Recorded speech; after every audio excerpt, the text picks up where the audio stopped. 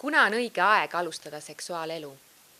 See sõltub sellest, kelle käest sa seda küsid.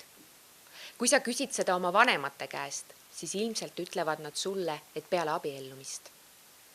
Kui sa küsid seda oma õpetaja käest, siis võimalik, et ta vastab sulle, et peale keskkooli lõppu. Kui sa küsid seda oma sõprade käest, võivad nad sulle öelda, et nemad kõik ammu juba seksivad.